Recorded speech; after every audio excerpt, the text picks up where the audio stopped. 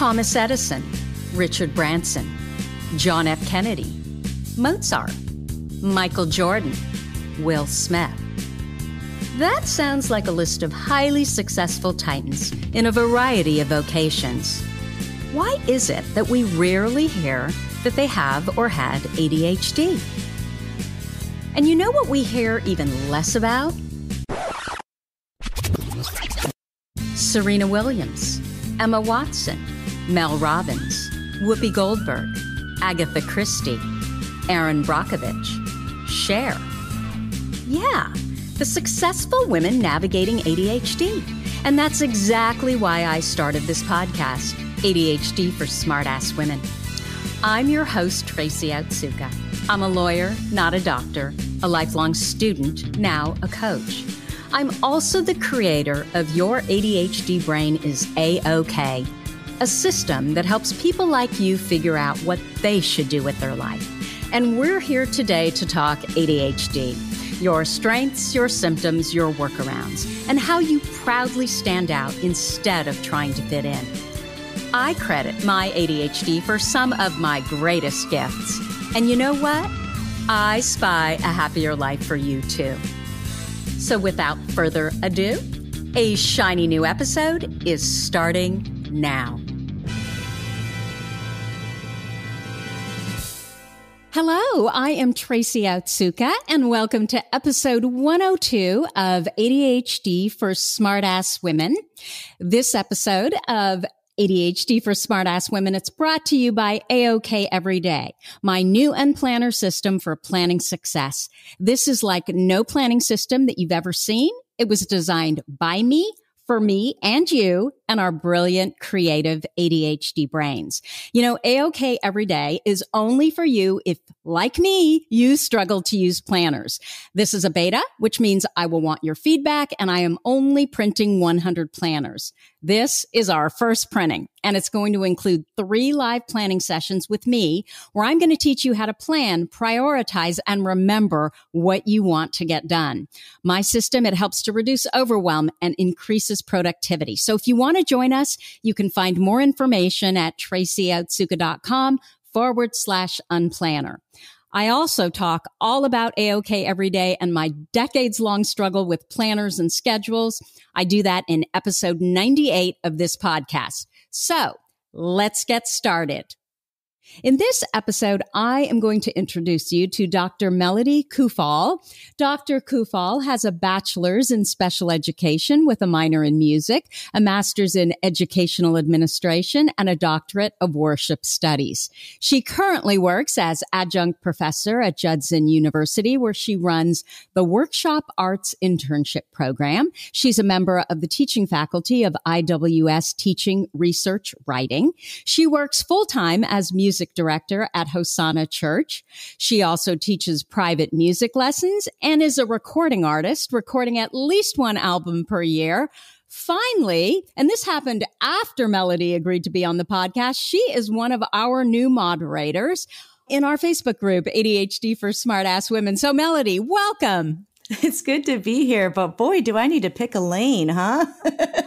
No, you don't. This is actually very common for us. So did I get all of that right? You did. And it's probably funny, you know, when you write it, you don't really think about it. And then when you hear someone say it all, you're like, oh my God, that's a mouthful. Do I really do all that? Yeah. And you wonder, do I do all that? And do I do it well? I'm sure you do. So Melody, I'm not sure how we actually ended up talking, but I know that I have a lot of ADHD women writing me who are working on their PhDs and have asked me for a podcast on workarounds for reading, writing, and just being successful in pursuing higher education. And what I do remember is that you kind of raised your hand and said, actually, you know, I've got some workarounds. I've got some tips. I can help there. So I remember that piece of it, but don't remember how we actually initially connected. But that's all okay. So my question for you is, before we go there, before we talk about all that, can we talk about your ADHD first? I would love to. That's what we do here, right? Yep, we start out with that just to kind of give everybody a frame of reference and to get to know you. So can you tell us, Melody, when were you diagnosed? I was diagnosed just before my 40th birthday. Okay, and what were the circumstances around your diagnoses? Why were you even seeking a diagnosis? Well, I know you always like the full story, Tracy. So I grew up as a crybaby. I had emotional outbursts and there just was something that didn't seem quite right. But, you know, I was in elementary school 40 years ago, and how we were diagnosing ADHD, especially in young ladies, is very different now. So I definitely knew there was something off. I was a good student in some aspects and a poor student in other aspects, but I was just extremely emotional, very forgetful, and often confused why I would get myself into trouble, why people would be angry with me, because I just really lacked that understanding, that perception of myself, and the awareness of what I was doing. I am grateful that I have a poor memory because a lot of it I don't really remember, but somehow I muddled through, and with a combination of being told I had a reading disability, then being in the gifted reading program, then doing the hardest classes, but getting B's and C's, but then some classes were A's, and just kind of wandering around and making my way all the way through that bachelor's degree, that master's degree, and then having my first child and realizing. So can I hold you? Yeah. I want to ask about school more. So you said you were a good student in some respects and a poor student in other areas. Was that relative to interest and what you were studying, or was it something else? I think it was definitely relative to interest. And I've heard lots of ladies bemoan mathematics, but I'm actually a numbers girl. And I have found that people are either numbers people or word people, that we're probably going to struggle on one or the other. And so anything having to do with math, music fell in that category. And as you could see, that I do a lot of music, but things that involved writing, ironically, were very difficult for me. I was a very poor reader, and it wasn't going to be until I was diagnosed that I would understand that I actually didn't have a reading disability. I had an attention issue. And so I was reading that same line in the book over and over and over again, and not understanding what kind of environment I needed to be successful as a reader. Got it. So that must have been really confusing as a child. It was. And it was confusing why I would remember some things and not others. And I definitely grew up in a family that had an expectation that we would earn A's and B's. So there was definitely pressure if a grade was getting into the C range. That made life difficult for me at home. But none of us understood why I was having trouble. Okay, so you ended up going to college to do your bachelor's, and I'm kind of jumping ahead here. Sure. And I'm wondering, did you struggle in college initially? Again, I had my ups and downs, but my GPA was very, very high. In college is really where I started to figure out strategies. Again, not knowing that I had ADHD, but just barreling ahead like some of us ladies do, that we're driven and we decided this is what we're going to accomplish and we're going to find a way. So reading was for the birds for me. I hadn't figured out how to read at that point, but I did figure out how to really pay attention in class and to kind of hang on every word the professor said, because I was strategizing that there really wasn't anything on the exam that the professor wouldn't mention in class.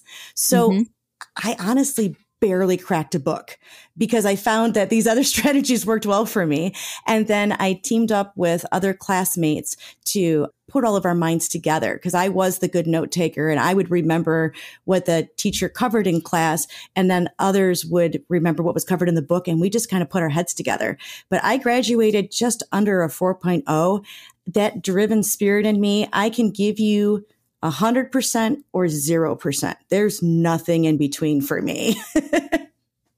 Absolutely. Well, I guess it comes back to, I don't know if you've seen that meme where there's a light switch and it says, what does it say? completely disinterested, and then you can switch it down and it says utterly obsessed. So it's one or the other of those. It's never in between. Absolutely. And I think that's very descriptive of me as well. Me too. So when you say that you learned workarounds, and for you, the main workaround was how to pay attention in class, was that workaround primarily just taking copious notes, or were there other things that you did? I started to develop some very odd note-taking systems that seemed to work for me. For me, using colors was really helpful. I would find ways to change my position during class. I couldn't get up and walk around, although I did do that during my doctoral program, but at least I understood why I was doing what I was doing. But I would find ways to shift my position, to shift which feet were on the ground. Each shift would kind of reset my brain, because I found that I really couldn't stay engaged for more than 10 to 15 minutes. And then I would switch colors so that I could kind of trick my brain into starting over. And I would make little symbols and little pictures and different asterisks and things to try to set things off for me. I would even do goofy things, like if I wanted to remember this one topic and it had to do with something I thought was on the test, that I would write the word peacock next to it. So it would help me to know when I looked back at my notes that, wait, this was really important. Even though I was starting to zone out, I was at least getting something down on paper. Why peacock? Because it's so weird, and no professor ever preached about a peacock. Well, you didn't study veterinary science then, I guess, right? I did not. So did you struggle with social issues? Yes. What kind? What did that look like? Well, first off, I didn't have a lot of self-awareness, so I wouldn't understand why somebody wasn't including me in a group. But because I didn't have self-awareness, I would just assume they were having a bad day and go on to another group. Because I'm not shy. I'm a very high extrovert. So very early on, my brother would say to my parents, I don't know how she does that, but I would go into a situation I didn't know anybody. I'd walk up to the first person who gave me that vibe that they were going to be open. And I'd say, hi, my name's Melody. What's yours? So I was really good at meeting new people. But looking back, I was very chatty. I wasn't picking up on social cues that maybe what I was talking about wasn't interesting to this group. I interrupted a lot, and I just had difficulty maintaining long-term friendships. But I had no problem picking up new groups of people, and definitely found my home amongst the artists who were musicians and theater kids like me. Yeah, and they probably had those similar characteristics, right? Or personality traits. I would bet, because the people that I would connect with most were the people who later I would find out were part of my tribe. Yeah. Isn't that interesting how that happens? So that first year of college, did you struggle with other things? You know, they always talk about, especially, well, I don't even know if it's especially girls. I think it's, anyone with ADHD.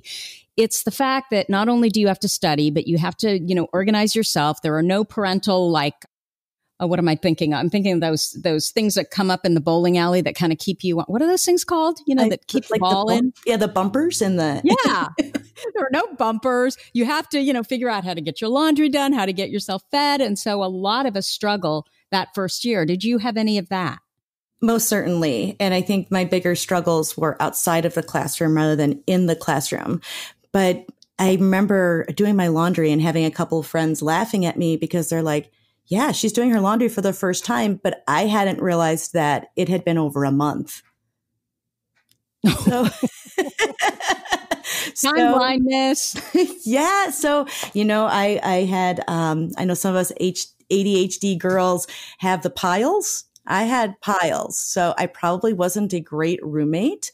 I definitely had time blindness. I was probably, picking up a shirt and not really wondering if it was clean or not. Maybe not even aware if it was clean or not. Just kind of living my best life.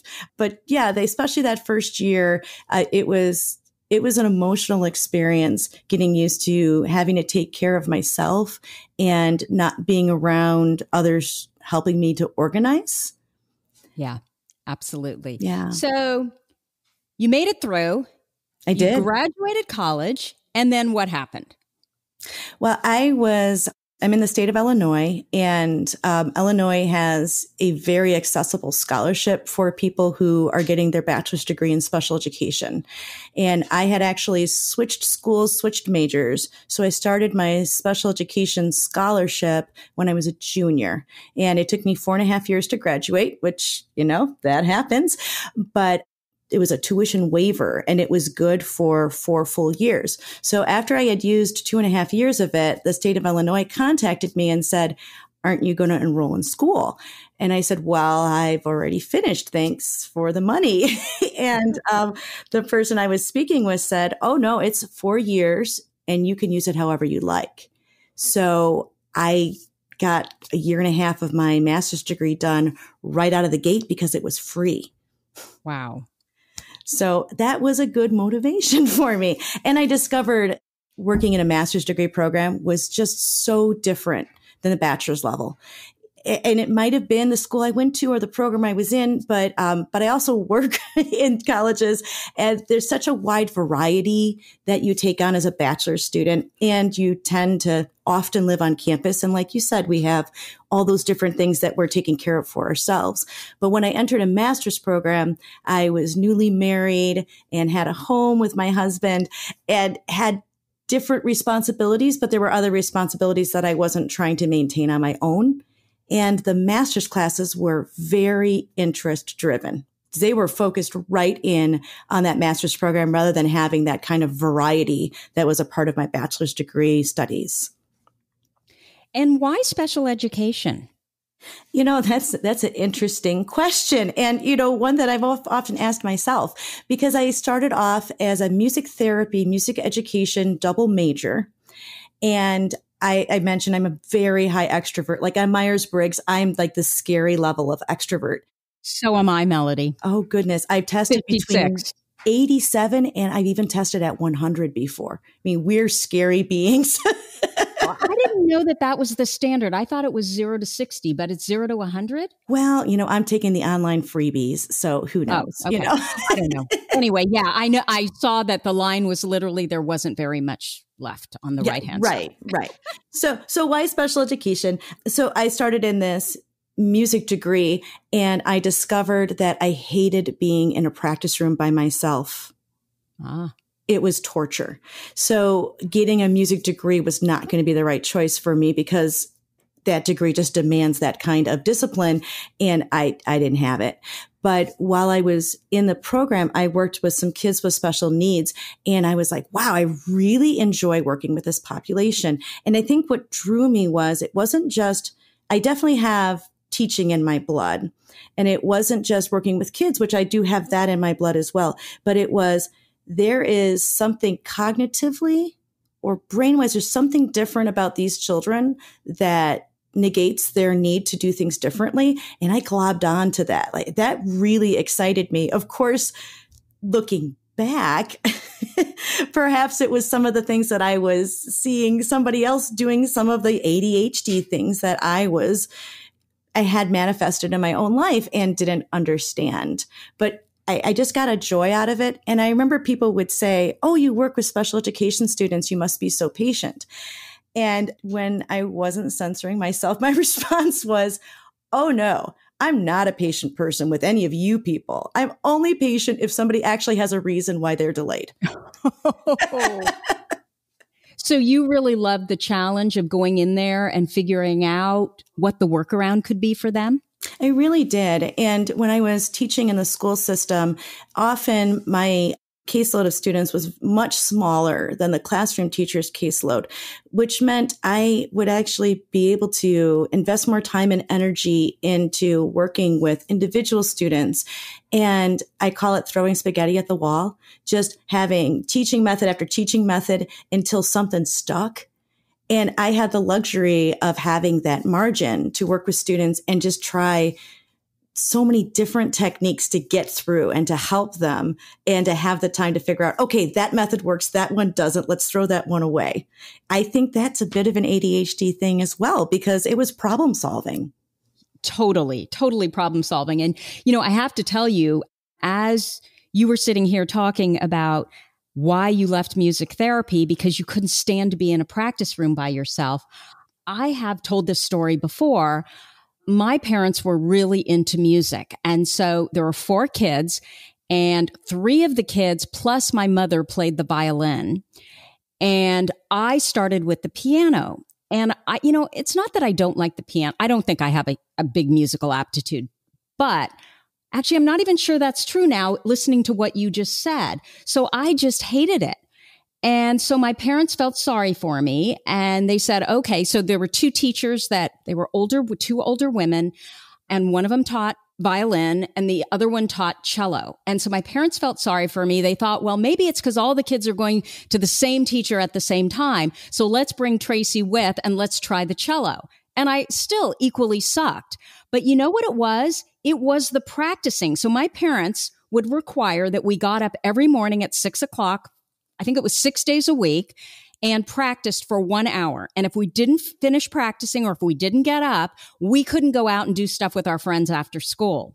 And so I learned how to cheat. I would figure out these workarounds. And one of the things I did is I would record myself playing for 20 minutes because, we had those tape recorders at that time. And then I would crawl back into bed because I knew my dad would never come into the room, but he would listen. And I don't know why. This one time he came in and he caught me. And now that you talk about the fact that you hated to be in this practice room by yourself, I think that was it. I hated to do anything by myself. I'm still like that, right? And so the practicing for 1 hour every morning, it was just grueling to me. And I think it was because of that, because I'm an extrovert and I get my energy from people. That I love it. Totally makes sense. And I will tell you, Tracy, not to knock what other parents do or what other techniques or other music teachers. If I get a student, like say for piano, and it's a brand new student, I will ask the student and the parent what their hopes and dreams are for their child as a pianist. And if their hopes and dreams are to become a classically trained professional, I don't take them on as a student because I am not a proponent of forced practice, and I never have been. I didn't grow up in a household that did that. And here, I've got a minor in music. That is my only music degree. And the majority of what I do for a living is music. So there's more than one way to accomplish being a musician. To be a very accomplished concert pianist, I don't think there's any way around all of that, focused practice. So I don't knock that. But that's not how I work with my students, and it's not how I became the musician that I am. I am very interest driven. So I will work hard on a piece because I want to accomplish it and because I have a goal in mind. But I always gravitate towards group music making, and that's kind of where I've landed. So there's definitely more than one way to be a musician. And again, I'm not trying to speak poorly of people who do that forced practice. It's just, if I understand that a family is doing that, I drop the student. God, I wish I had you as a music teacher. Well, I'm a unique egg. I really am. And there's pros and cons with my style. So I always say with my piano students, I teach them a method called fake. We can get more into that if you'd like, but it's a method of teaching them to kind of learn how to play just the right hand melody line that they need and to fake the rest of it to create music. It's a great way to be a lifelong player and enjoy your own music. It's a terrible way to train a pianist who needs to accompany the choir. So pros and cons, right? So it just really depends on what your goal is. But I like to have fun and I really love music. And so if those components don't live together, I'm not real interested. It makes so much sense, though, especially for our brains. I mean, if we need positive emotion, throwing a student into a room and saying you have to practice at 6 a.m. and saying you have to keep in mind, my dad's Japanese American and my mom's German. So, Sure. what do you expect? It's all about not knocking it. I mean, there's definitely a time and a place, and I understand why that's a decision some people make. It's just not right for me and my family. Well, it was also decades and decades and decades ago. Absolutely. But the thing is, if there's not positive emotion and there's not fun, I just don't think we're just not going to get good at it, And I often tell my parents, today that, you know what, I think the problem was, had you given me voice lessons, but I didn't know enough to ask for that. You know, it wasn't that they did anything wrong. I just didn't know enough to ask for it. But voice lessons, I could have totally gotten into that. There was just something about, you know, I've often said I'm not meant to accompany. Maybe that was it. Okay. So keep going. So you then graduated with your master's, and what happened then? Well, I was teaching in the schools already, and the master's degree I received was educational administration, which was just a natural thing for me to continue from a special education degree. It also gave me additional certification that I could be a school principal and administrator, those sorts of things. So I fully intended to be a lifelong educator and move up the food chain and get more responsibilities and continue to teach my music lessons and to have children and all these great things. But we were one of those couples that tried and tried and tried. And our sweet Alex took 3 years to be conceived. And that really changed our perspective. So when Alex was coming on the scene, I said, okay, I'm going to step away from education and I'm going to be a stay-at-home mom, which had its pros and cons because I always had so many different plates spinning and I was so busy all of the time. And all of a sudden now my one and only project was this poor child. And I love my son, Alex. He's just wonderful. And it's been wonderful having time to be a stay-at-home mom and to raise kids. But I just didn't stay in that arena very long just because I just couldn't. So I started the private music lessons. I don't think I ever stopped. I might have stopped to like give birth and then continued with my private studios. That's the Melodies Music Studio. So that's been going on for a long time. And then I was working in the church, doing music in the church because that ensemble music stuff was just what I craved. Got it. Okay. So keep going because somewhere we're going to get to the diagnosis. So what happened? So just like anything else, right? The older my kids got, because my son, as he was developing, we would go to these doctor's visits and every well visit, he would have all these areas that he was excelling. He was learning language quickly. He had high cognitive abilities, but physically, we kept like not quite making it. And by his 3-year-old well visit, the doctor was asking all these questions and he was a no on 6 of the 7 questions that were physically related. And this doctor said the same thing all doctors had said at every well visit. Well, he's working on developing his language and he'll catch up over here. He's working on this, but he'll catch up. And I said, you know what? He's not catching up. And this is this moment where I'm like, oh, hey, another use for my special education degree.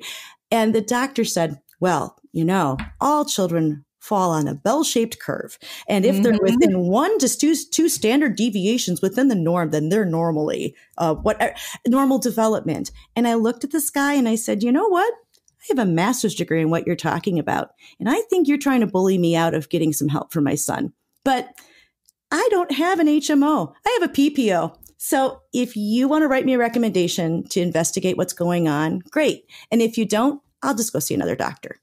And he very much did. You want to waste your time? Fine by me. And scribbled on a script and handed it to me. And that started our journey with Alex. So he was 3 years, 3 months old. Alyssa was newly on the scene, my spark plug daughter. And we started him in physical therapy. His development was at a 23-month-old level, which, oh gosh, like how as a mom do you say that without, tearing up? So then, of course, Alex is my main project. So I have failed as a mom because we're extreme, right? There's no in between. 6 months into his treatment, they put him on an exercise ball and he freaked out. And the therapist looked at me and, oh, Tracy, like the words that just kill your mom heart, looked at me and said, there's something else wrong. And I said, there can't be. This is what's wrong. There's nothing else wrong. And we went on our journey and discovered that Alex had sensory integration dysfunction, which wasn't a real popular diagnosis back then. This would have been 2003. So, we're just learning so much, and I'm so grateful that we just keep learning more and more and helping kids and adults. So Alex went to therapy. So what is that? What is sensory integration? Was it disorder? Dysfunction. Dysfunction. And it's just like ADHD, it manifests differently in different kids, and they have different sensory issues, but it's all about sensory. So Alex had some senses that were overloading and giving his brain the wrong message. So he was a toe walker because he didn't like the feeling of his heel hitting the ground because the vibration going through his vertebrae bothered him.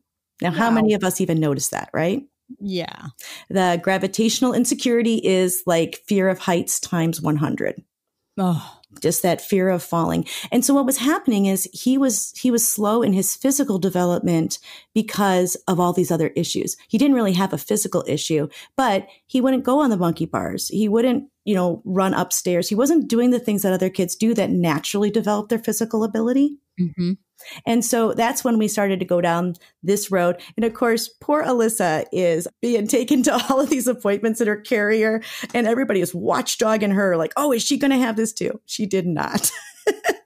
But that's just how it goes, So the sensory integration dysfunction, it depends on who you ask, and things keep changing, but it is on the autism spectrum. Okay. So Alex is if you interact with Alex, he's a high extrovert.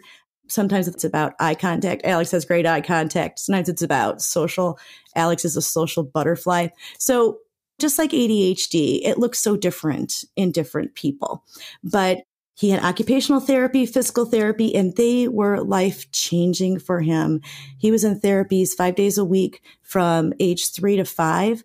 And it just completely changed his trajectory. There's just such great things that a great therapist can do to help kids rewire their brains and catch up their bodies. And it just, so many people in our lives have been game changers. So his physical therapist was Miss Jenny, and she was great. And when Alex was 7 years old, he participated in the McDonald's sponsored triathlon for kids. How cool is that? Yeah. Where he swam, rode a bike, and ran. And I just was just overwhelmed because he could have never done that without his therapists. Oh, that's wonderful. Right? So cool. So we were doing therapies with Alex. Alyssa was being a watchdog. She's fine. And my responsibilities with my job at the church just kept getting bigger. The older my kids got, the more blocks of time I found. And then I just kept doing more and more until I was eventually the director of music there. But this emotional component of the way ADHD worked for me was relentless. And I was a yelling mom, and I didn't want to be. And then I beat myself up. Looking back, I was a mom who called myself stupid and lazy nonstop. I was super organized with my music studio. I was super organized with everything I did, as I had several different ensembles that I worked with at the church. Super organized over there, extremely driven, very interest driven. But I had piles of stuff in my car, piles of stuff around my house. And every time I looked at that stuff, I would tell myself, I'm lazy and I am stupid and I need to get it together. I'm not a good mom. I'm not a good wife. None of those were true, Tracy. Absolutely not. But boy, they were my soundtrack. So you said when you were a child, you were a crybaby. So you basically brought that with you throughout life, and it just sort of changed as far as how it looked. Absolutely. So I did all of this great stuff, and it's a very privileged life because I was working full time by this point at the church, and I was doing full-time music, not full-time. I was doing music lessons in my home, probably 3 days a week. And seasons change, and sometimes it's just time to go. Can I just say something though? Just an observation, Melody. I'm listening to all of the things that you had to do, listening to what was going on with your son. And I'm thinking, oh my gosh, this woman was a powerhouse. She did all of this all at the same time. A mere mortal, neurotypical brained human could not do all this. So I don't even understand where the stupid and how could you be lazy? I mean, that's ridiculous. Sing it, sister. Sing it. Yeah. But we all know, like, when we're in it, we don't understand. We just don't understand. So it got to the point where my job at the church, it was just time to go. Sometimes it's just time to change jobs, So it was time to go. And as I stepped away from that position, I had been on staff with them for 14 years. It's a really long time for a music person at a church. We just typically don't stick around that long, but I did. And the church was near my house, and we had all of our friendships there. And my whole family was just really embedded, but it was time to step away. And as I stepped away, I looked at my little resume, because I still wanted to continue to work with musicians. I mean, I absolutely love what I get to do.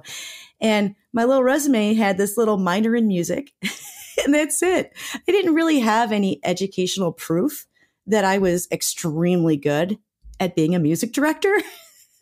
And so I wandered over to Judson, where I'm an adjunct professor, and talked with Dr. Warren Anderson and said, okay, you guys have this certificate in, I think it was worship leadership or something. It was something related to what I had been doing.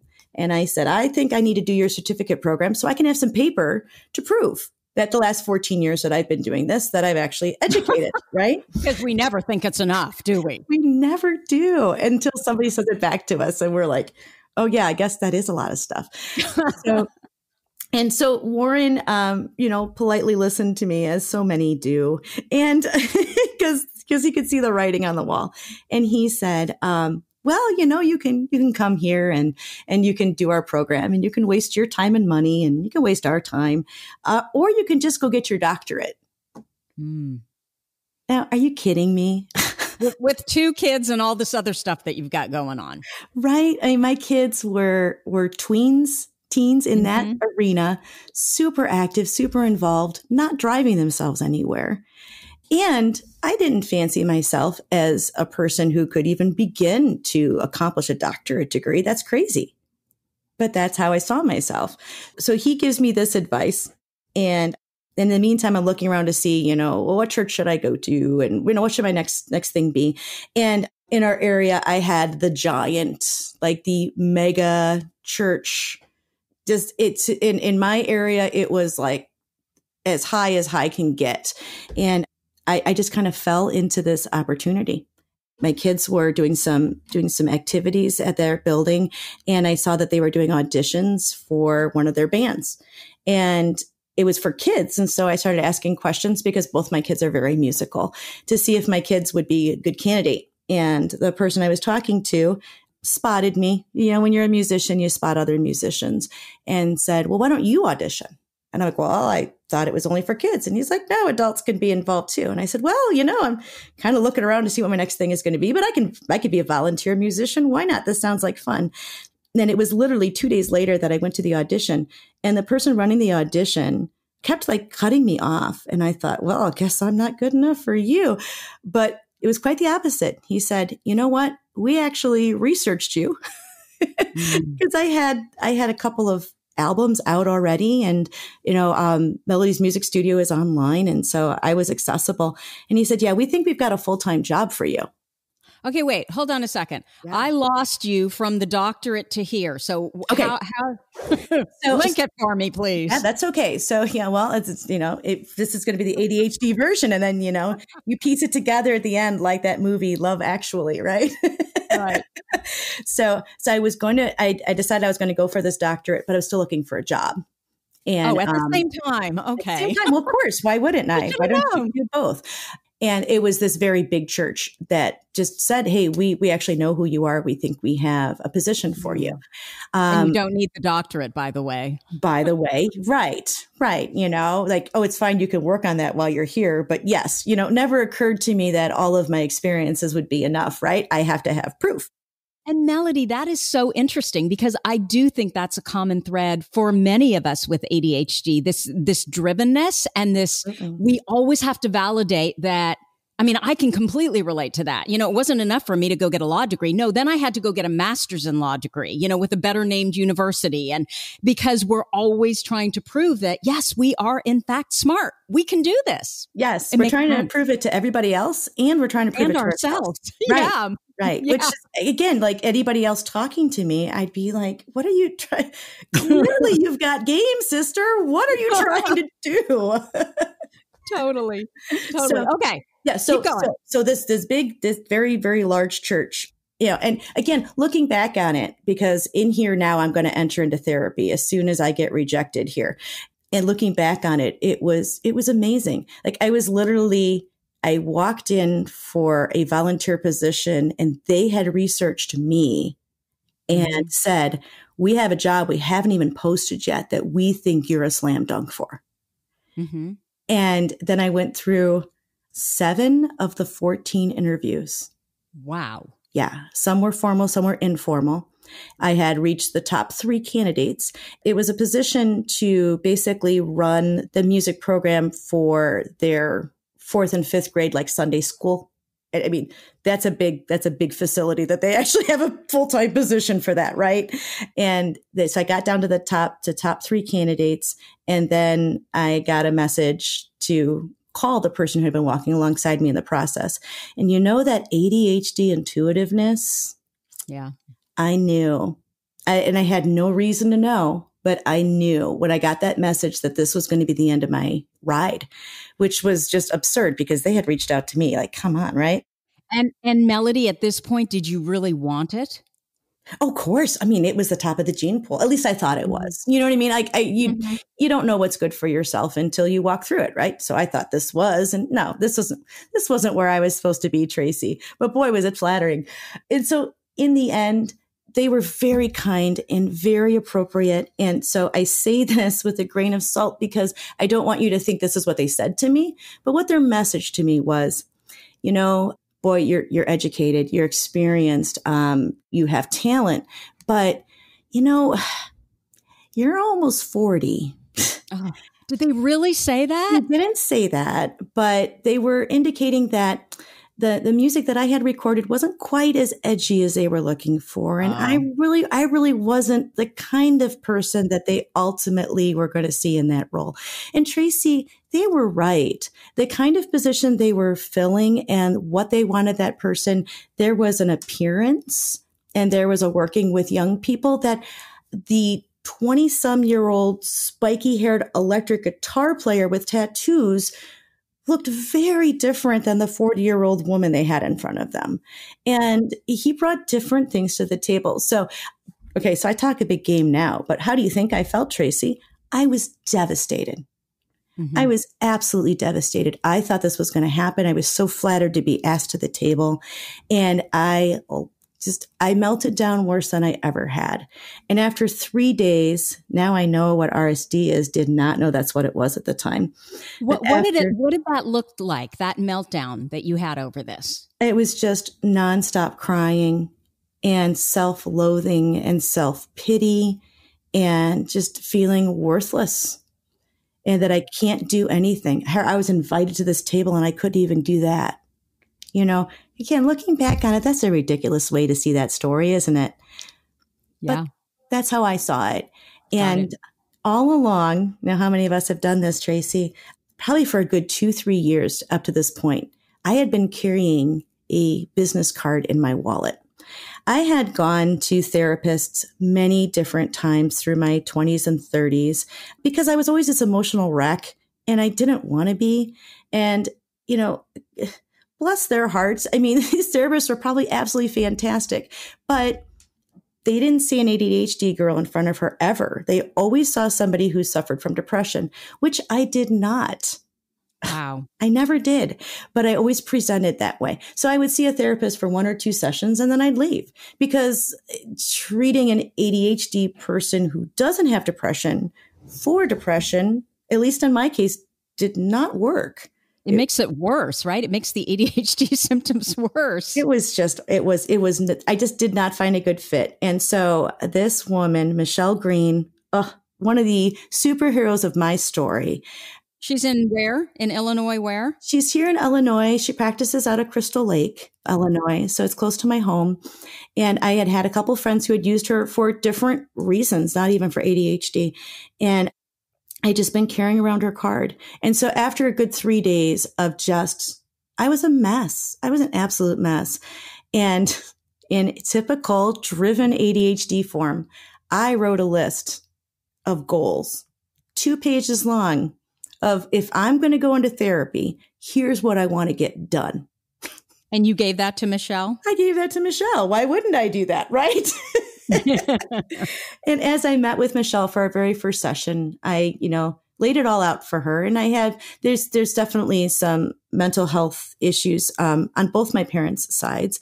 And so I laid out all the family history and all of my experiences, gave her the list, which should have been a tell, but, I was a special education teacher. How did I not see ADHD in myself? Well, because you don't. I hear that all the time. Yeah. Right? You just don't. You're not looking in the mirror.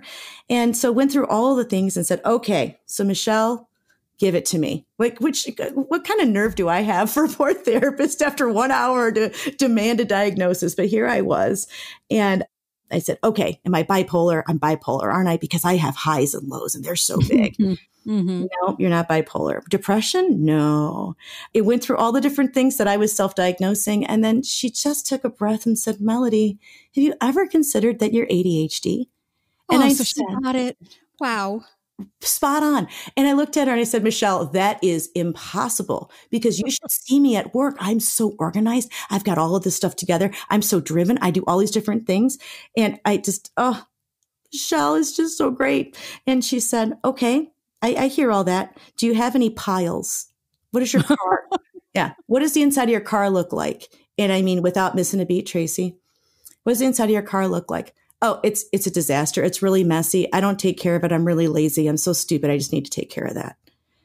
Do you have any piles around your house? Yeah, I know. Michelle, I'm so lazy. I just have to get this stuff done. I don't know why. Other people can figure this out. I'm just stupid. And that's when she said, okay, well, I think you have ADHD. Here's what I want you to do. I want you to take this book, Driven to Distraction, and read it and tell me if you see anything that looks familiar.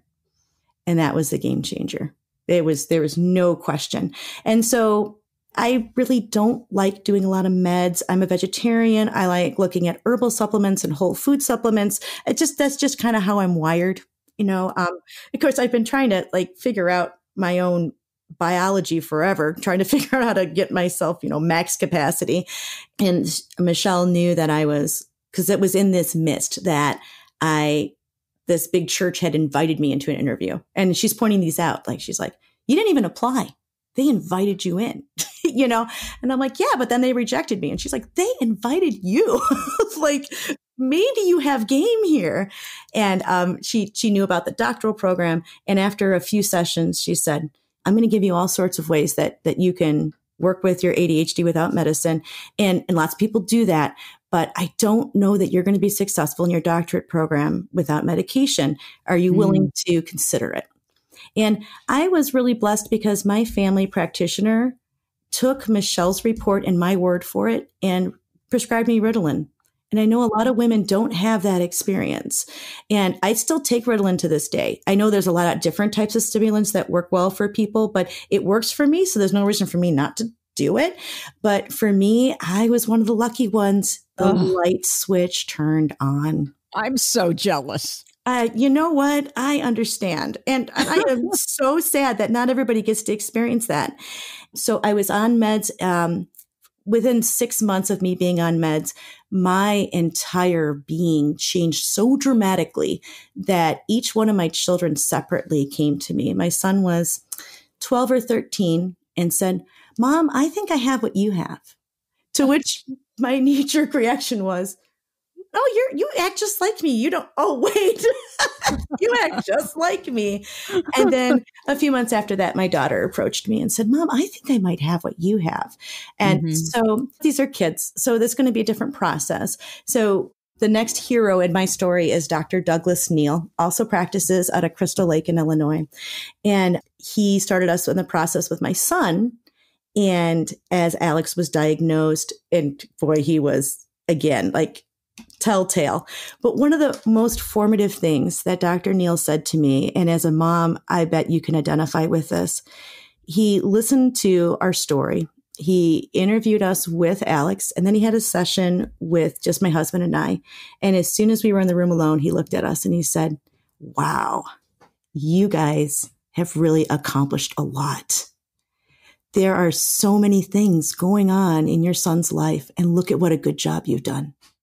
Game changer. That must feel so good. It was so affirming. And he is such an incredible practitioner. I can't recommend him highly enough. And then through that process, Dr. Neal diagnosed Alex. And then Alex worked with a psychiatrist for children for his meds. He was a light switch kid. Just like you. Just like me, and just amazing, just life-changing. And he took a test called the Q test. At least that's what they called it in the office. And so I said, I've been diagnosed by a therapist and I take meds, but because I'm an ADHDer, I want more proof, right, Tracy? Yep, exactly. And so Dr. Neal said, sure, we can do the Q test with you. That'll give you a quantitative measure. And I've heard people talk about this. My Q test was stars. There were different types of stars. And if one specific star was on the screen, I was supposed to hit the space bar. Yeah. But I wasn't supposed to hit it for any other stars. And they did the test on me unmedicated and medicated, because they also said this will help us to see if your medication level is right. Unmedicated, I was attentive 12% of the time. Oh, geez. 12%. Wow. I had lived 40 years of my life with 12% attention. Look how brilliant you are. I mean, was I using more of my brain than other people? I mean, how on earth did I do what I did at 12% attentive? The day I got those results, I called my husband and I said, I am so sorry. So I want to know, when you were medicated, what did that number go up to? Do you remember? Yes. I was on a dosage that was too low that I didn't realize, because it just was so different for me. So medicated, I scored at 50%, 50. Okay.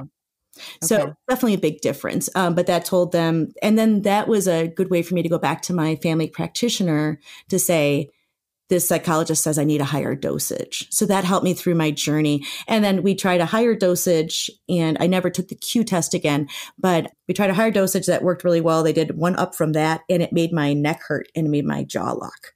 And I'm like, okay, that's too much, Right. So I'm a baby bear, right? Not too much, not too little, just right.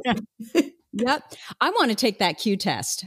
I think my son took that, and I forgot about it until you just mentioned it. I will tell you, Tracy, I highly recommend it for somebody who already knows their ADHD. Because if I had taken that test when I was still calling myself stupid and lazy, I would have melted down. But because I already knew I had ADHD, as I was taking the test and I hit the space bar and I knew full well I wasn't supposed to, I laughed. I laughed through the whole thing. Well, it makes you realize how friggin' smart you must be to have literally accomplished everything you've accomplished with 12% attention. I love it. I love it. Great. Okay. So I'm going to have to get us back on track here. We are way behind, but it was so interesting to hear your story, and you're so fun to talk to that I just wanted to continue. And I love that you talked so much about RSD and what it looked like and how it affected you. And I have to tell you, I have a group of women right now that are going through my program, A-OK, Your ADHD Brain is A-OK. And two of them, one of them just did an interview for a job she really wants. She's a therapist. And believe it or not, she actually wants to work with women with sexual trauma. So right off the bat, I'm like, oh my God, I bow down to you. And so this is the job that she's going for. And she has been so stressed out about the waiting game, thinking this is the only thing in town. And if I don't get this, oh my gosh, what's going to happen? And so she's been RSDing. And then the other one just heard, and it was a job that was perfect for her. But again, like you, she didn't get it. And so I want you to just quickly speak to how not getting that job may have turned out to be the best thing that could have happened. Oh, yeah. Oh, it is no question. If I had gotten that job, because it was such a large organization, it's definitely the trendsetter and there would have been a lot of eyes on me at all times, a lot of pressure. There would have been the one right way to do it. And I don't think I would have excelled. Because I didn't get that job, I was available for the job that I currently have. And I got to start a job newly diagnosed with ADHD, medicated. Don't you think you wouldn't have been diagnosed too had you got that job? Or at least you would have been diagnosed way down the line. Well, let's not even go there because I don't want to have a life where I don't understand what's going on. Exactly. But what happened in the scheme of things is I started therapy, I got diagnosed, I started meds, and then I saw this job opportunity where I work now at Hosana. And I wound up getting this job at a church that, everything's relative, but their music program is ginormous for the size church they are. I got this job being in charge, and there is no micromanagement of me whatsoever. They trust me implicitly. I can literally do anything I want. Not that I haven't earned that right. I've got game. I know what I'm doing, but at the previous place, I would have had so many people monitoring me and critiquing me and all this different feedback. Not that it couldn't have been a positive environment, but I'm an ADHD girl. I get to be the one expert in that area, do whatever I want with all of the knowledge that I have, and work hand in hand with a bunch of other experts in their individual areas. And we work as a team to do things. It is such a marvelous place to work and exponentially a better situation for me than if I had actually gotten the job that I thought I wanted. I love that. I'm going to make sure that they listen to this podcast. Okay, so the whole reason we were having you here was to talk about how to be successful in pursuing higher education. You were going to share some tips. Let's do it. Okay. So I did find success. I went through my bachelor's and master's without being diagnosed and without being medicated. But my doctorate, I was medicated, and I at least understood that I was an ADHDer. So a couple things that I just kind of boil it down, because on the ADHD for Smartass Women Facebook group, I just felt like people kept asking the same question, and I was like rewriting my answer over and over again. So I just made some tip sheets and put them on there. So I think the first challenge for us as ADHD women is reading and note taking and getting good content. So some tips that I will give you in no particular order. I would develop a system to mark what you're reading so that you're not having to read and then reread and then reread. And when you're reading, understand that in higher education, there's a pretty good chance that whatever you're reading is going to apply to your next classes and your next projects and papers that you have to write. So don't be afraid to highlight as you're going, have multiple highlighters, have little symbols, put peacock next to something if that helps you remember it. But that would be my first tip in reading, is to copiously taking some sort of markings on your reading. And see, now I've gone out of order, because even before you do that, you really need to figure out, where are you most successful reading? What kind of environment?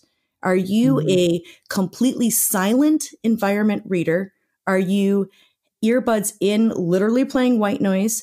Are you the extrovert that I am who needs action? For me, that meant I would actually rotate where I would be. So I would go to a Starbucks for a couple of hours, and then I would switch over to the library. Then I'd switch to a park bench. I needed to have people doing things around me, but if I heard their conversations, I couldn't read. And then Totally. and I actually had like a playlist that I put earbud instrumental music.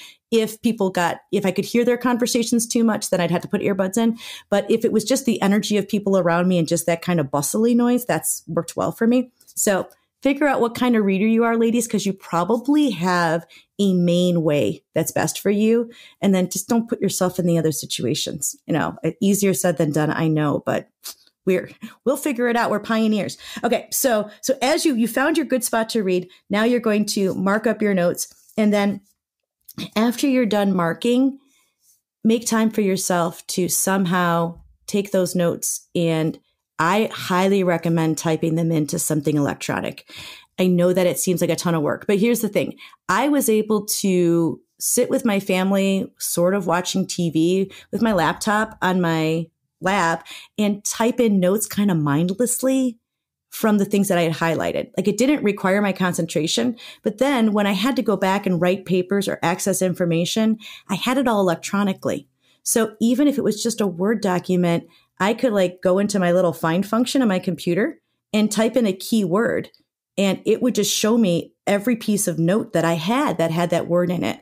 So it's so much easier to search things that are in an electronic form that you have kind of transferred over. And then you're not having to keep the stack of books and try to remember, okay, one book talked about mind reading and it was in this course. Like that's a lot to ask of your brain. But if you have some sort of documentation of all the different notes that you've taken, then you can just type in mind reading. Boom. There's the book that you read and here's the notes that you took. So you're basically organizing everything. Everything. And I know it seems like, oh, this is so much work, but I do it while the kids were watching TV. I would do it while I would get to the pickup line for whatever activity they were in 20 minutes early. I would do it then. Like every single spare moment. I mean, I was completing a doctoral thesis while my kids were 15 and 12. Like what kind of person does that, you know? So yes. So do your reading once, take all of your notes, and then transfer it over to something electronic so that they're organized and that you can reference them without having to try to figure out what book you read that from. Does that make sense? I love, yes, that comment, do it once. And this applies to anything, right? We think that, okay, I'll do that later. And then we don't know where the notes are. And it doesn't even have to have anything to do with school, right? It could be work. Then what we end up doing is spending so much time trying to find everything. And then we get to the point where we're supposed to be studying or learning or writing from it, and we're exhausted. No, Absolutely. I love it. Absolutely. Okay. Now, no problem. I will tell you that when I type my notes in, I type them word for word. I know that some people like to paraphrase or summarize or put their thoughts in, but I type them word for word because, again, I don't want to have to do things twice. So when I start writing and I want to do a direct quote from that author, I already have it. And then I can choose to summarize. I can choose to do other things. If I'm putting notes in and I'm like, well, I have thoughts on that, I would actually put my own thoughts, but then I would highlight them in a different color so that I would know this isn't the author, because plagiarism is a real thing and we can accidentally do it and then we feel awful and the consequences are dire. So that would be my tip, is just type it in word for word. And in that document, you know, as you start that document, put the title of the book, article, reference, and all of the citation material you know you're going to have to spit back out at the end of your paper. Right. Just put it all in there and you've got it. You can literally cut and paste it into your paper. So you're going to save yourself some work in the end if you are able to keep those all organized. And yeah, and then you do it once. Huzzah. You know, the other thing too is they can use Google Voice Type. Absolutely. I mean, I do that a lot. I will just read my notes into Google Voice Type and it's now so accurate because it knows my voice. Yeah. Yeah. Absolutely. So that's my tip basically for the reading part of it, because we have to read so many different resources in higher education, right? Because in the end, when you get the title doctor, then people now say that you're the expert in the area, which I'm telling you feels really weird. But if you're not the expert, who is? Right. So we're going to have to consume a lot of reading. So find your location, find your environment, mark up everything you read, type it all in, do it once. So then you've got all of this stuff available to you when it's time to write. So then that takes us. Wait, go ahead. Melody, I want to ask you a question. So what do you use to type it into, you know, that has a search function? I mean, Evernote or Bear, or is there some specific application that you use to put it all in that's easy to search for? I know, isn't there? There's lots of cool stuff out there. And you know what I use, Tracy? Word document. I didn't even know you can search in a Word doc. You can, because what I would do is I would save all the files as the article that I read or the book that I read, and I'd put them in a folder. And you can literally, like, I can go to that folder and I can type in mind reading, and it will tell me in order which sets of notes have the most about mind reading in it. And it'll tell me every single document that has the word mind reading. So then I click into that document and then I go to my little search function again and I type in mind reading, and it shows me every place that I put it in. Got it. But yeah, there's great tools out there. I've used none of them and I'm sure they're fantastic. So they may be even easier than how I did it. And that's okay. I'm a huge proponent of Bear simply because you don't have to put anything in files. And I can never remember what file I put what document in.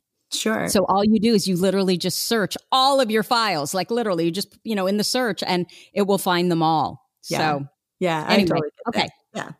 So you're going to have to write in higher education. I don't know of any higher education degree where they're not going to ask you to write.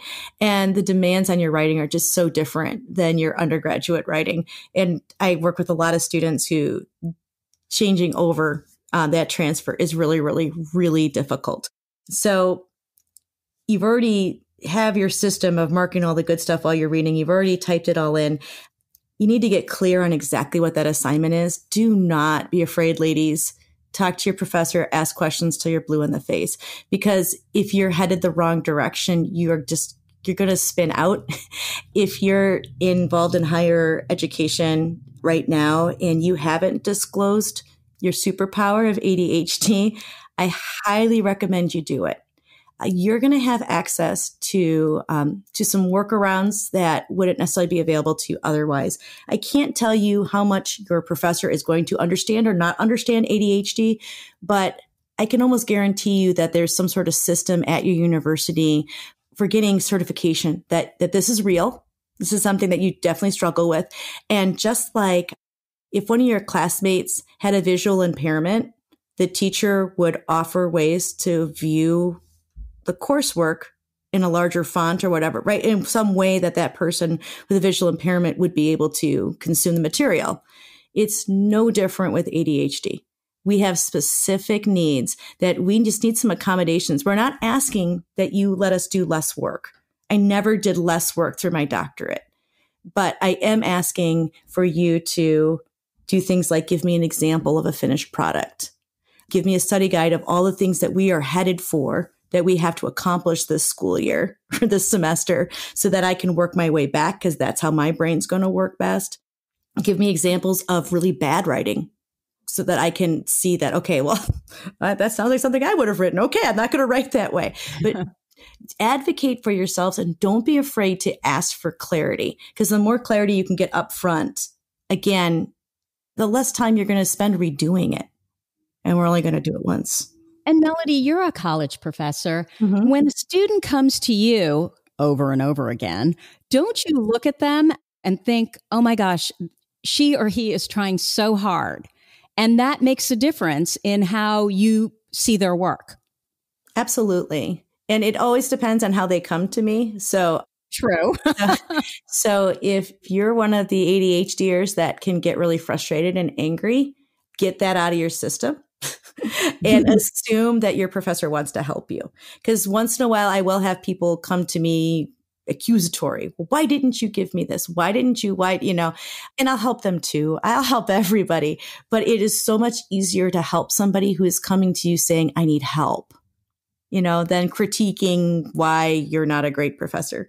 Which I'm not saying that this happens to me a lot. My students are wonderful. And in general, we all really enjoy each other's company. All right, you ready for the next step? Yeah. So now you're clear on what your assignment is. I'm going to recommend that you set up your thesis statement and your arguments ahead of time. And I know thesis statement might be like a really scary word, but all thesis statement is, what are you claiming is true? So figure out what's the ultimate thing. What's the purpose of this paper? What are you claiming is true? And then I want you to list one or more reasons why you're certain this claim is true, but also list one or more reasons why people would argue with you about it. You're going to be a much stronger writer if you can acknowledge somebody's argument and have a rebuttal to it before they can even ask the question. Makes sense. Yeah. Okay, good. I was making sure that made sense. That's why I paused for you. No, it makes total sense because you're going to then start compiling your list of how to argue against them, right? Which is important for your paper. Right. And even if a paper isn't an argument paper, it almost always is anyway. Right? Totally. Well, we're trying to convince people. Right. Absolutely. So doing this can actually help you get organized ahead of time. Now, how you organize, that's up to you. If it works well for you to handwrite things out, if you do sticky notes, if you're putting something on the computer and then you're literally cutting and pasting sections, if you're typing it out and then physically cutting and pasting, I'm not here to judge your system. I'm just telling you, writing all of these things out in advance before you start the actual writing process is probably going to help you out and get you organized so that, again, you're not having to go backwards as often and you're starting to get that clearer path. Which I think is hard for our brains, right? We have all these different ideas, but then to put them together in a linear fashion that, okay, this is, I have to go back and see what you called it, the thesis statement. And then these are all my arguments for why I believe this thesis statement. That's probably the part that's hardest for us. Absolutely. And we've already made all the connections ourselves. Mm-hmm. And we've made them faster than neurotypicals have. Yeah. But we have to remember that we actually have to show them the route, how we got there.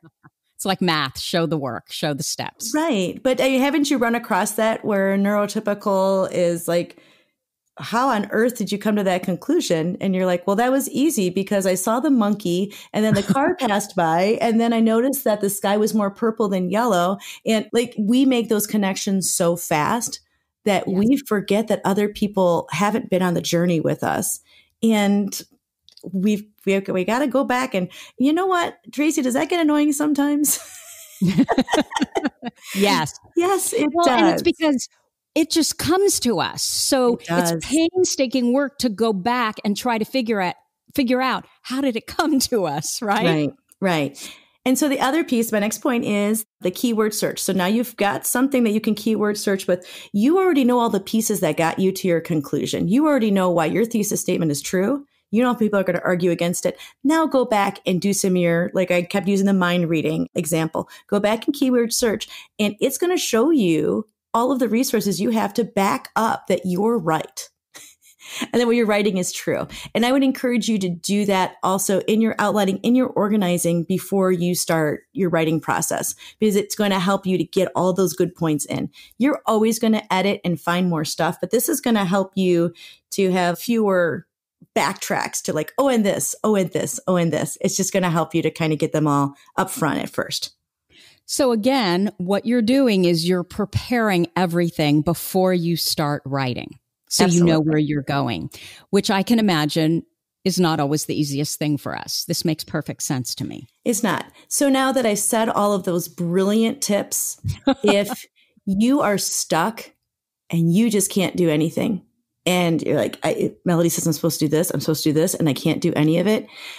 Honestly, just start writing.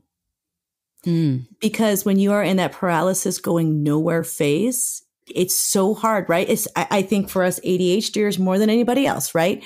It's hard for us to break out of that. So if you need to use my name, you can. And you can say, okay, I'm supposed to write this paper about mind reading. And Melody says I'm supposed to just start typing, but I don't really have anything to write because I'm not really sure what I'm supposed to say, except I know that that's aha. Mm-hmm. And you're going to actually start writing things of what you know to be true, what you know not to be true. I know some people are going to say that I'm making this up, but okay, now you've just identified an argument. So if this system isn't working for you, if you are stuck or you're in the midst of the system and you're like, I can't do this anymore. And I have this one day, right? Because it happened to us often, right? I've got this one day to get this done. And I'm burnt out and I don't want to write anymore. So I'm going to go instead don't do it. Mm-hmm. Don't instead do something. Do that stream of consciousness writing. Melody says I'm supposed to just start writing. And all I know about this is do that for a good 10, 15 minutes, then go walk around the block, then go make yourself a cup of coffee, go do your one little break, and then come back. I am a big proponent of 20 minutes on and then go get a breath and come back. Just make sure you're not going to get a breath for an hour. Yeah. But resetting your brain is an okay thing to do. So you can switch tasks. You're getting burnt out on your argument. Well, then just start writing a paragraph. Okay, well, I don't really want to write a paragraph anymore. Okay, then go back to the outline. Well, I don't really want to do the outline anymore. Okay, well, then what resources did you take notes from that you're going to have to use for your bibliography? Then just start your bibliography. We don't have to do things linear. I don't work that way. But switching tasks is a way that my brain will reset and that I'll get to still be productive doing this project, even though I don't want to continue on with that specific task. Because writing has so many different tasks to it that you really can switch from one to the other and, I don't know, trick our brains into thinking we're doing something new and exciting. Yeah. And I mean, that makes perfect sense. Just do something, do some little part of it. Because I think the other problem too is we underestimate how long it takes. We think, oh, we're all done. And then we have to deal with the bibliography. Absolutely. And I'm a big proponent for setting timers too. When you get to a point, you're like, I cannot do anything anymore because this is torture. Then make an agreement with yourself. I will do this for 10 more minutes. Set the timer and work your tail off for 10 minutes. And then know that, be nice to yourself. I try to be really nice to future Melody, like I'll get some things done for her so she doesn't have to do them. But also it's okay to I'm going to work really hard for 10 minutes and then I'm going to go walk around the block. I'm going to work really hard for 10 minutes and then I'm going to go on social media. Set your timer for that too, friends. Because but I'm a big proponent in setting these goals for yourself and then setting timers. I find oftentimes either I work through the timer if I don't let it sound off, or my timer of, okay, you can do something fun over here before you have to get the work done. I'll often be done with a fun thing before the timer goes off. Like my internal clock is just starting to get more calibrated. And I'm starting to trust myself that I don't have to do this task forever. And like you said, Tracy, it's actually probably quicker to just get this done than to spread this across my entire day. Well, and then the anxiety, right? You bet. It just ruins the whole day. So yeah, if you just start, at least for me, that totally works. If I can just start anything, like you said, just pick something, that sort of sets me off in the right direction. I always say you can always edit what you already have. If you've got a blank page, there's nothing to edit. Makes sense. Put something down and then take it from there.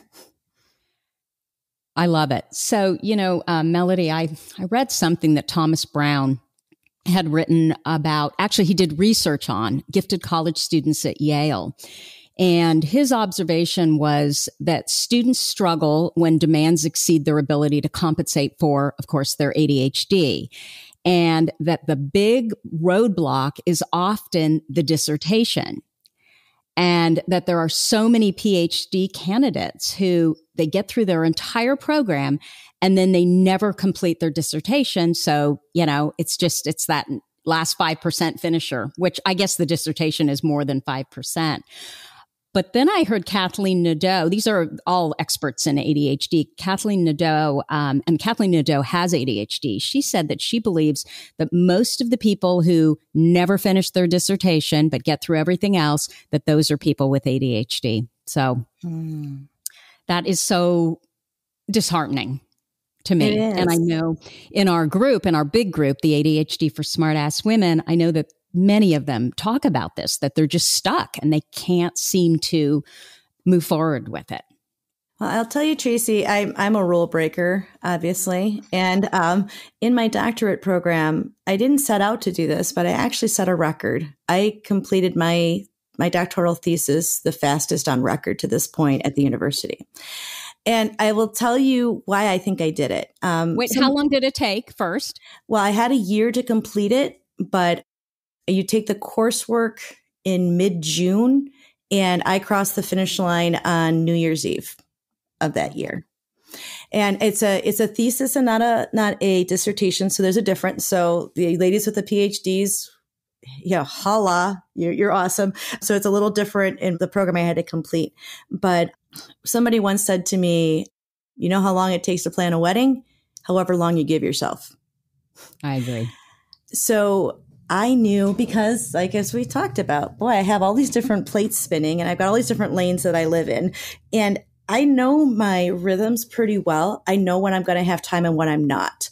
So when I took the course in June to start my thesis process, I knew that I had to launch different music groups at the end of August. So I actually did some things to try to pre-plan before I even took that June course. And I'm really blessed because my supervisor at work has a doctorate in leadership. So he's gone through the process. So there was an empathy there for the program I was already in, which is fantastic. I highly recommend you work for somebody who has a doctorate when you're doing a doctorate, because they're really empathetic. Yeah. So I had already kind of planned some time off, but what we get into is I would have this day that the kids were covered, all the activities were covered, and I had today to work on this. I would literally go to, there was a university nearby that had the kind of library that I needed for my studies. I would go to the library when they opened at 8 a.m. and I would be there until they closed at 10 p.m. I didn't work on one task for 14 hours. I couldn't. But I did that task switching. So one of the floors had a bunch of stacks that nobody was ever walking through.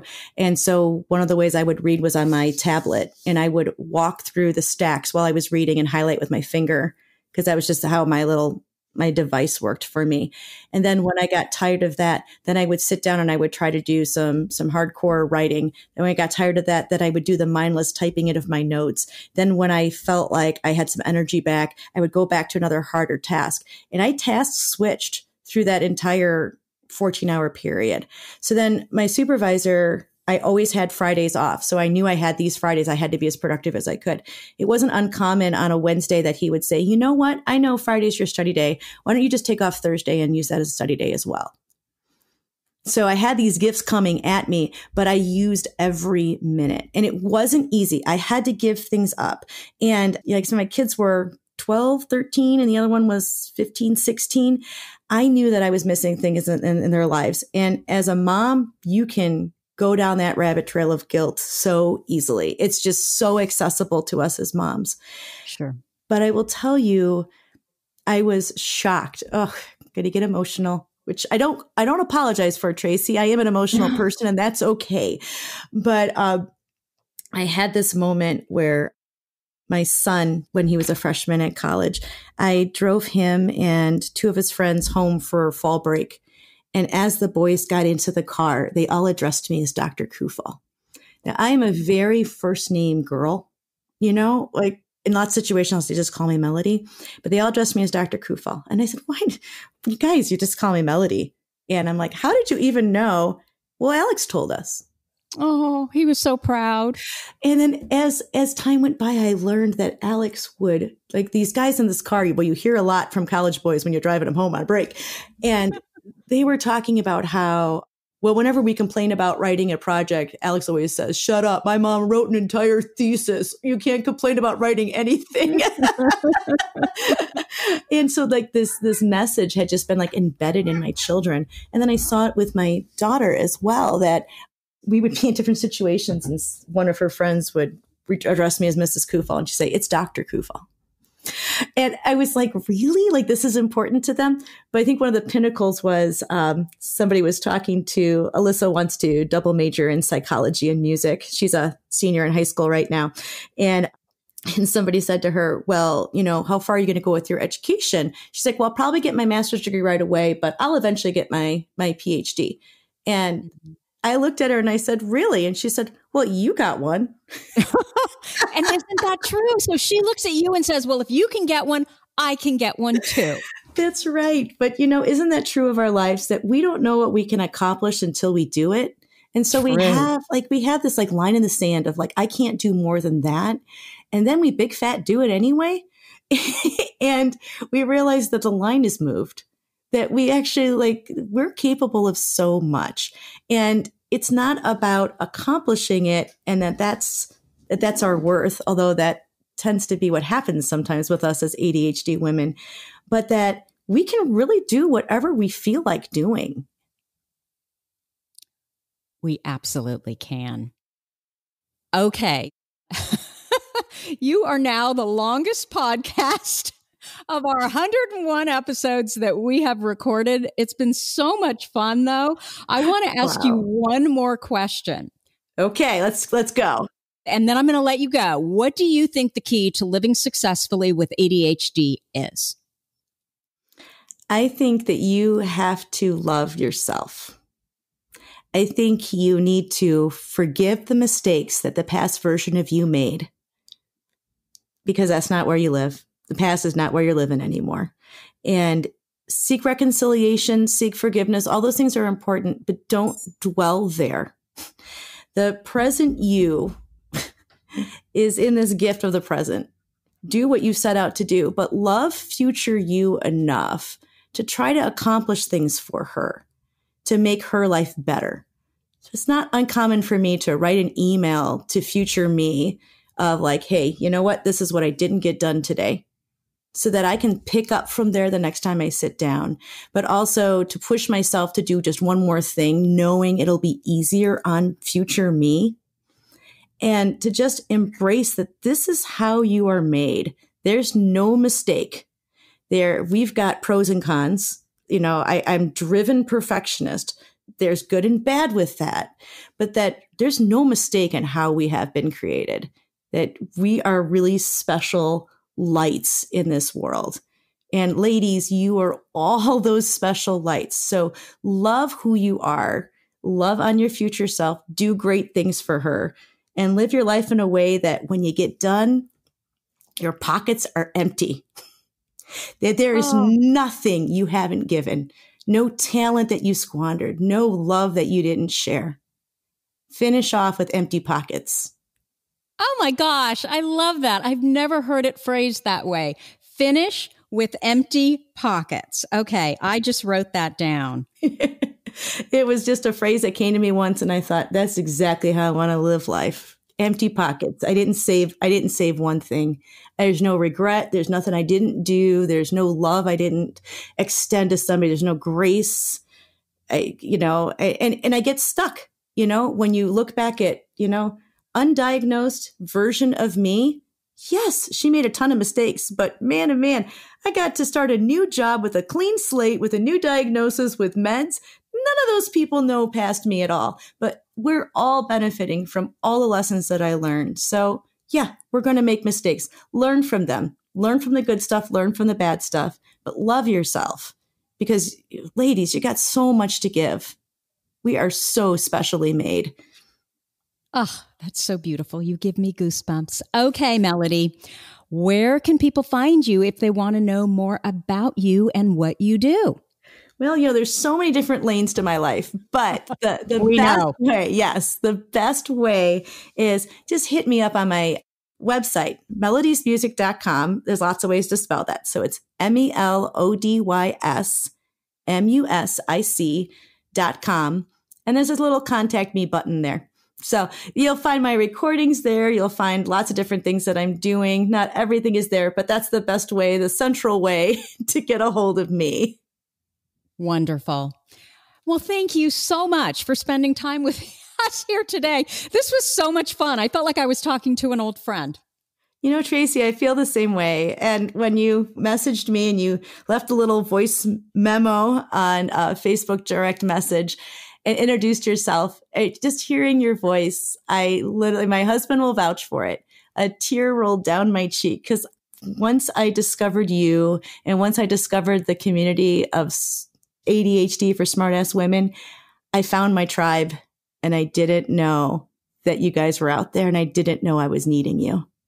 Oh, well, thank you. Thank you so much. Thank you. This has been awesome. I appreciate you.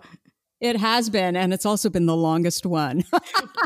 Feel free to edit down. And I don't care. I don't care, because I loved it. So that is what we have for you for this week. If you like this episode with Dr. Melody, please let us know by leaving a review. Our goal is to change the conversation around ADHD, helping as many women as we possibly can learn how their ADHD brains work so that they too may discover their amazing strengths. And your reviews really do help in that regard. If you have a comment, a guest you'd like me to interview, or a topic idea for this podcast, you can go to my website at tracyotsuka.com and leave me an audio message, or reach out to me at tracy@tracyotsuka.com. One final thing, just a quick reminder to check out AOK Every Day, our unplanner system for planning success. You can find more information at tracyotsuka.com/unplanner. But please don't dilly-dally, because when the 100 planners are gone, they're gone for good until our next printing. Thank you so much for listening, and I'll see you here next week. You've been listening to the ADHD for Smartass Women podcast. I'm your host, Tracy Otsuka, and we're available on iTunes, Stitcher, Spotify, and Google Podcasts. Not coincidentally, ADHD for Smartass Women, it's also the name of our free Facebook group. We're a totally smartass community of successful, ambitious women who share our ADHD wins, questions, and workarounds. Join us at tracyotsuka.com, where you can also find more information on our Your ADHD Brain is A-OK system. I spy a happier life for us, and I'll see you again next week.